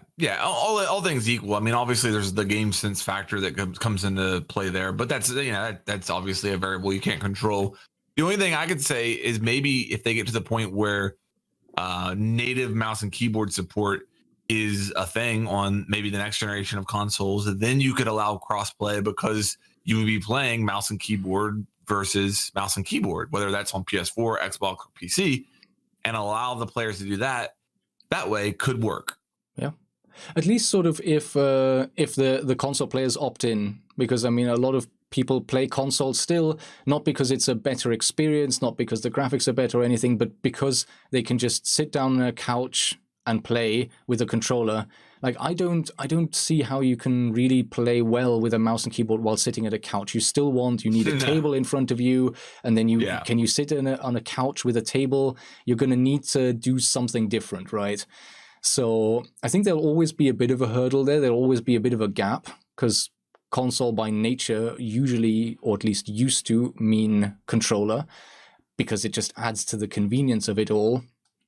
But certainly having the option, I think, is a good move for the future. I think the Fortnite is pretty good with that as well, right? Yeah, because one of the things crossplay, yeah, they've got it. I think that's what really opened the door for Call of Duty to do this. In all honesty, was the success that Fortnite had with it. On Fortnite, you can play on the Switch, the Xbox, the PS4, or PC, and mobile. Yeah. And you can actually, anybody can play together. It's actually insane.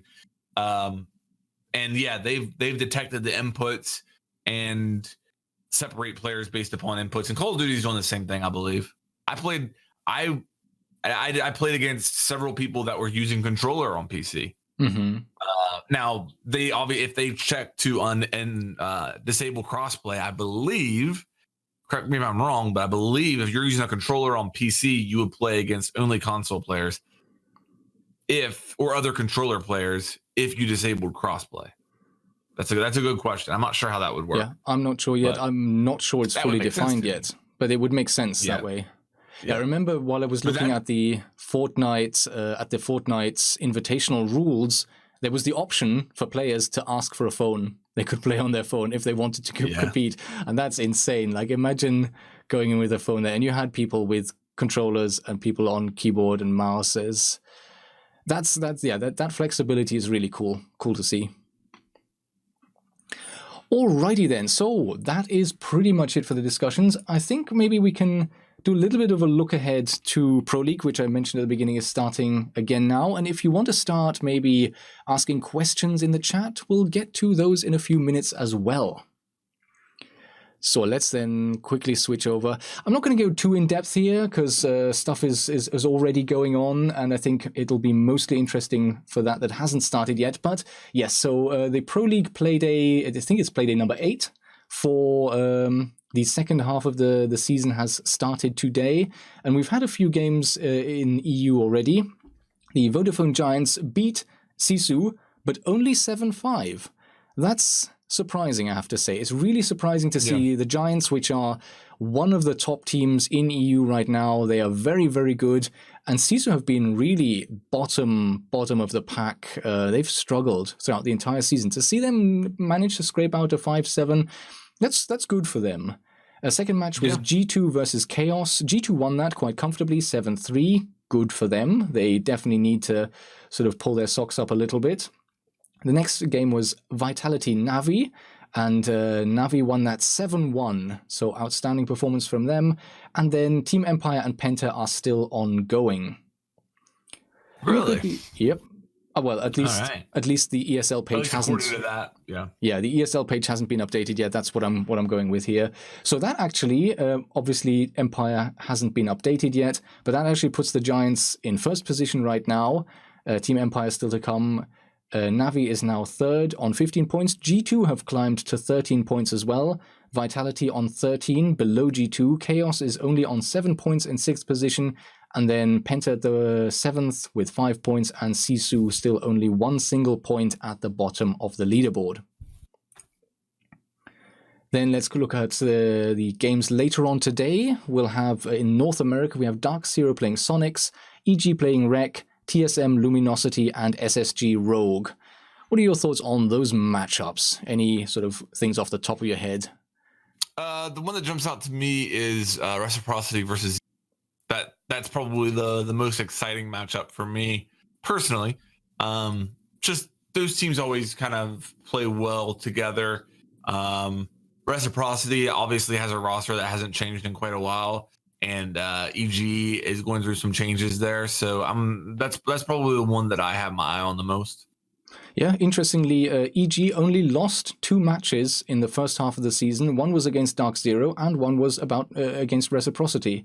So yeah, that'll be interesting to see for sure. Yeah, I think that's the second and third place team as well. So that has big implications there. Whoever wins that match is in the driver's seat to get the second, or to beat the other team out for the invite. Yeah, exactly. I mean, they're currently matched, and the reason that Reciprocity is in second position with 13 points and EG is in third position with 13 points is because of the basically count back that's basically Reciprocity beat EG, and that's why they're on top. So that will definitely be interesting. At the moment, they're both second and third, with Dark Zero, of course, first position. TSM versus Luminosity is the battle of the young guns. Mm-hmm. Yeah, that should be pretty fun to watch. Yeah, TSM's funny. They've had a really challenging season, except for their very last match against the Sonics. They did well, and then of course they did really well. Was it DreamHack, right? DreamHack and Raleigh. I mean, it's a tale of they can play on LAN, they can play in best of threes, but they can't play in best of ones yet. So hopefully they figure that out. Yeah, we'll see that coming up later today. And then we have Latin America. That's on Wednesday, or at least Wednesday European time. It should be Wednesday for most, I think. We've got Black Dragons playing MIBR, FaZe playing Liquid, which is going to be a good one, I think. One playing Ints, and then Ninjas in Pajamas playing Red Devils. That'll be quite interesting. I think there, for me, the standout is FaZe Liquid. Those are like the two long-standing teams, right, that have always been dominant. Although, of course, Ninjas in Pajamas is the top right now. And Liquid are actually only in 4th, tied with Team 1. So Liquid have a lot of ground to make up, and this will really count for them. If they can win over FaZe, that'll propel them forward a bit. It might even bring them into 3rd place, and it certainly brings them a lot closer to FaZe. So interesting to see that as well. Yeah, Liquid made a nice run at DreamHack Montreal all the way to the finals. So hopefully that's a sign for good things to come with them on the second half of the season. Yeah.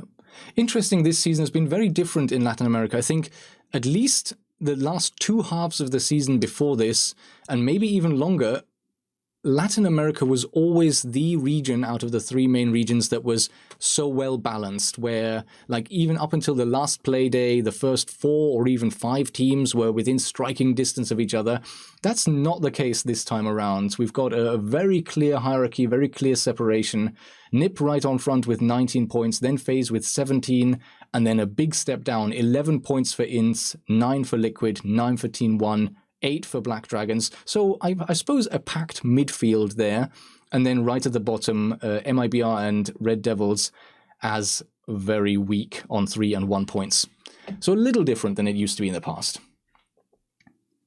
But there we go. Yeah, that's the matches we've got coming up this week. Enjoy those if you wish. And let's do a few questions.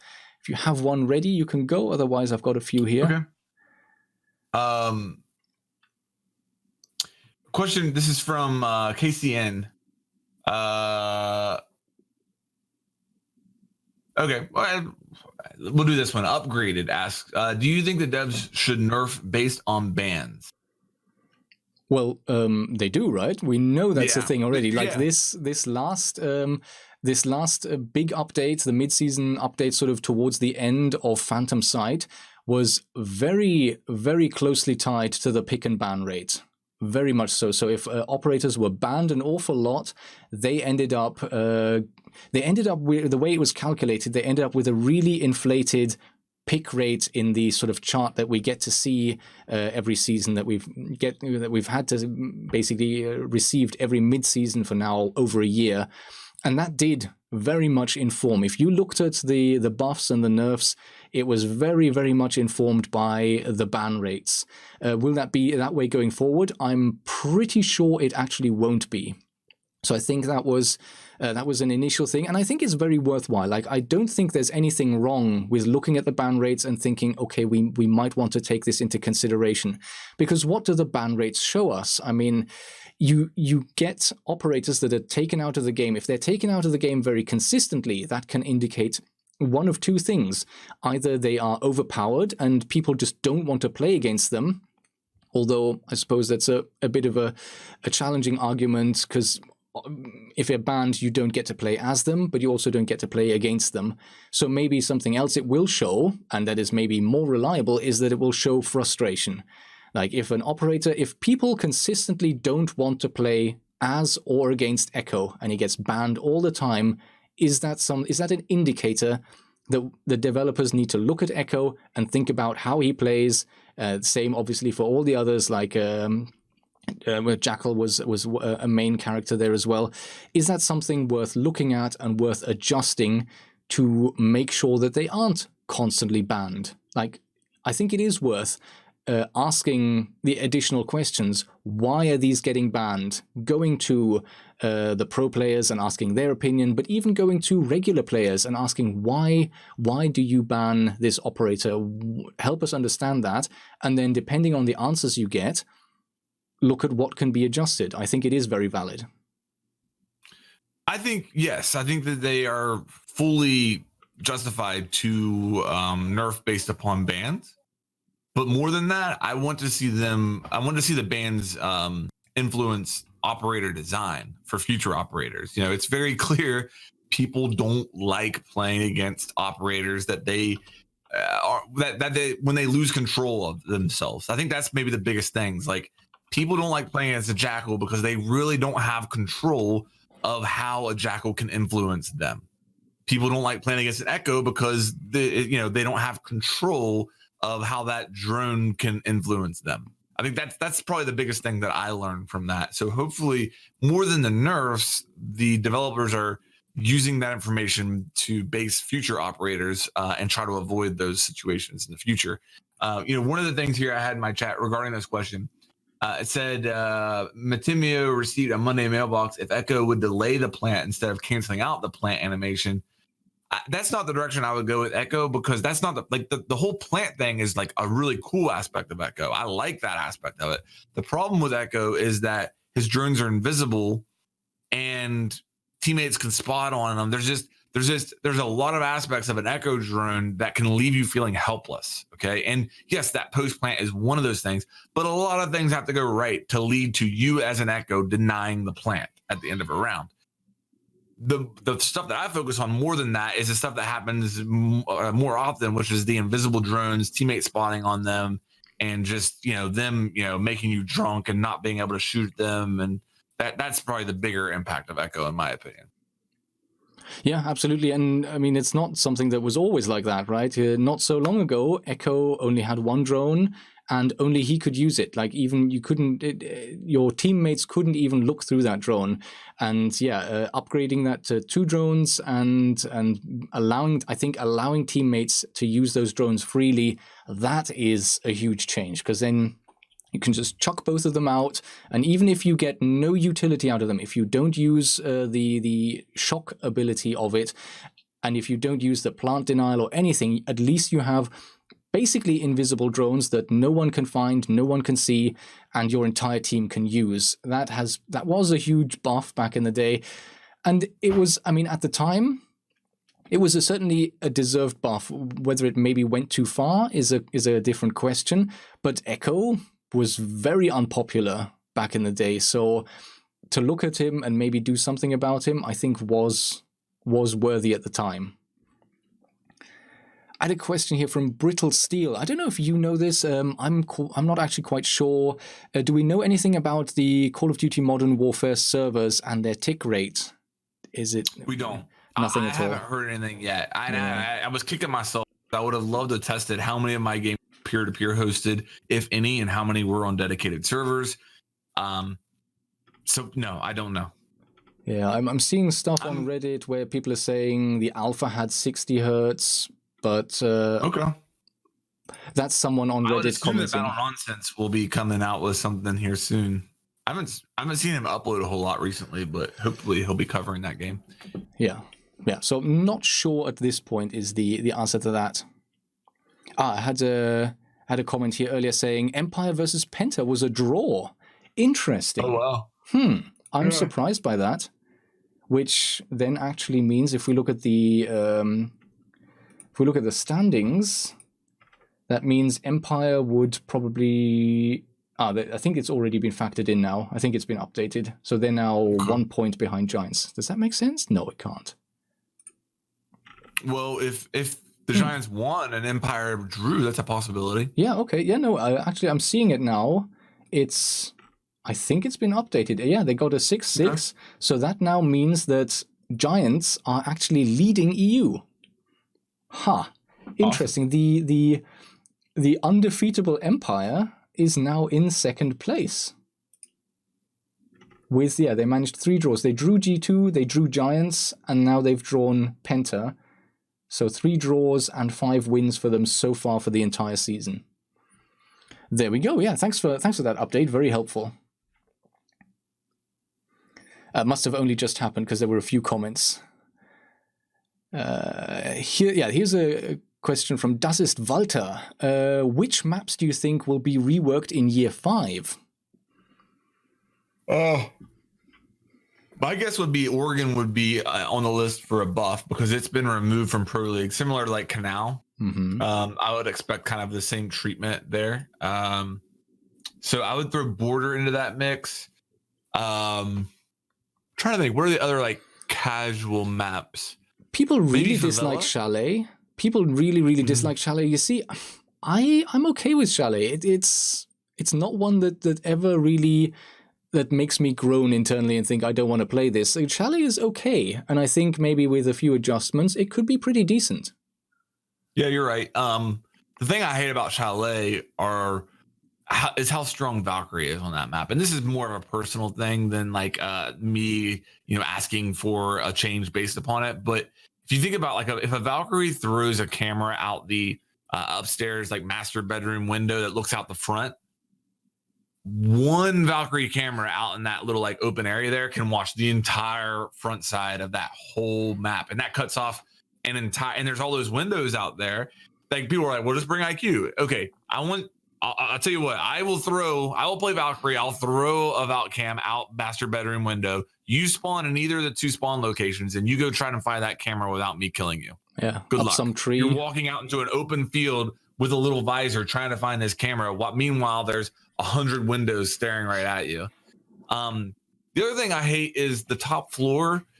There's those 3 cameras up there that are all like, really like, okay, so let's say I enter the top floor master bedroom. I have to come out of master bedroom, shoot the camera at the top of west main stairs. Then I have to shoot the camera in main lobby over above the chimney in main lobby. And then I have to shoot the camera at the top of blue stairs. There's 3 cameras all up there to where like it's impossible for me to get up there and like and be able to clear that top floor without being constantly spotted.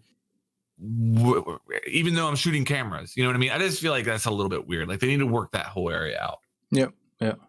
I'm going to go with a really left field prediction. I'm going to say at some point we're going to see some kind of change to house.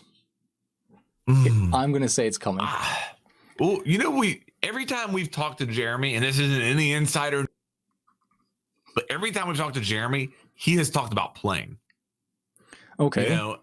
You know what I mean? Like, it seems like every time we talk to him, that comes up. So maybe that's a Freudian slip. Am I saying that right? Yeah, Freudian slip.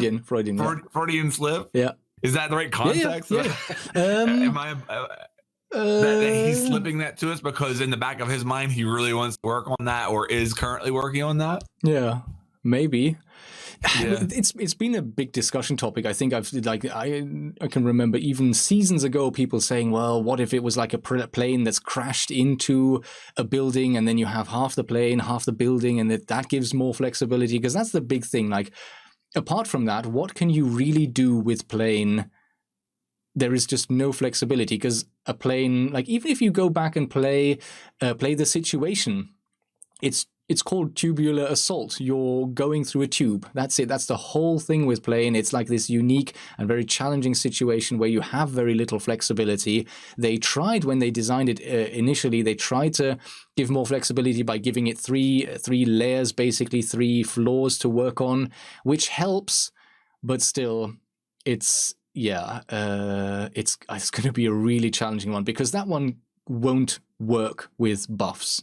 It will need just to be rebuilt somehow from the ground up, to be very, very different, at least in my eyes. I got a question here. It's really interesting. Not even a question as much as a really interesting idea that I never thought of. It says I can't pronounce your name, but Warden rework idea. Give IQ gadget to Warden glasses. So basically, he could scan around the map like IQ does, but on the fence. So he could see a Jackal that has his visor down. He could see an IQ that has her gadget out. He could see drones through floors. He could see any operator that was on a drone, and had the phone pulled out. And then he could shoot through the floors at that operator. The only thing is that you would have Warden shooting with a submachine gun or a shotgun, whereas IQ with her gadget out can only use a pistol. So that might need tweak there, but definitely interesting idea. I gotta give you props on that. Would the glasses still be on a timer? Because that would automatically kind of limit how you can use it. If you can only use it as a timer, then that would balance out having your main weapon. True. Because if it wasn't on a timer, like there's almost, I guess they could make it like Jackal, where with Jackal, if you have your visor permanently down, there are negative consequences, right? You've got the color filter, which is kind of distracting and makes it a little harder to see some targets sometimes. And then also when you get shot at, you have all of this static. So maybe if they made it like that as well a little bit to give you a disadvantage. But interesting for sure. My chat is saying that should just be a new op in general, and I kind of agree with them. Like that would be kind of cool to have the IQ equivalent on defense. If you want a drone, you better hope that there's not this operator above or below you on a soft floor. Yeah. Drones, I think, would probably then be the main. Okay, Jackal could be, but then, like I said, Jackal has his own disadvantage when he's got his visor down, so he'd only use his visor. Most players, I think at least, only use the visor intermittently, so you'd have to catch him right at that moment. Droning, I guess, yeah, if you catch a droning player who's sitting somewhere on a soft floor and thinks is safe at that point. Interesting. Yeah. I can't say what I'd think about it, because like I would hate to be in a corner where I think I'm relatively safe and then someone wall bangs me or something because I've started droning. That would be annoying. But yeah, it's definitely something different. Omega Filter has a question. What is your favorite skin released in this new batch of team skins? So these are the Pro League skins. You know, I gotta say that the G2 is probably the coolest one. It's Sledge. I like the colors, the black, white, and red. Everything just looks like it belongs on him. I would probably go with the G2 as far as the one that looks the coolest. Although, I don't know. Now that I think about it, the Rogue Jaeger is really cool too. The Jaeger Rogue with the blue visor and yeah. So it's one of those two, I'll say. Yeah. For me, I don't like really bright and colorful skins at all, so I don't tend to go for those. Which that disqualifies Rogue instantly. I think Space Station isn't bad. That's quite a nice one. Like you'll never get to use it because Echo gets banned. Yeah, it's like the gray and black with the yellow trim. EG is not bad. That's quite good. I like MIBR. Yeah, I like that one. It's on Buck and it's kind of like a very dark blue with white trim. I definitely like that. FaZe Clan is quite nice as well on Caveira. I like FaZe Clan with the. It is. And it's a chance to to see Caveira without her face paint. Dude, they told us whenever they briefed us on the Pro League skins that it was 100% random what teams got the operators. There is no way that is all just down to luck. Look at that. I'm not gonna say anything beyond that, but there's no way that those operators fell down to luck. I would have been surprised. I would have guessed as well, because like you look at who else is it? There was Nora Rengu. They play on Hibana. Is it literally just a coincidence that they happen to end up on one of the Japanese characters, a Japanese team? I mean, I would have thought it was by choice. I would have thought the teams could maybe pick someone to be someone they were interested in. Fnatic is actually quite nice as well. I like that. It's kind of like a grey and black. Cool colors and stuff. Grey and black camo with orange on it. There are a few nice ones. I actually like Nora Rengo as well. Yeah, they did a good job on all of them. In all honesty, I just think that the G2 one's like the sharpest one in my opinion. It's definitely very nice, isn't it? So there you go. Yes. Right. Do you have any final question on your end? No, nothing on my end. All right, well, there we are. We're just about at the time as well. Pete will be rejoining us next week. He's coming back on Sunday, so yeah, we should be in for a regular Monday stream next week. Thank you, everyone, for joining us, who's joined us live. Hope you enjoyed that. And yeah, see you again soon. Bye for now. Bye, everybody. Thanks for hanging out.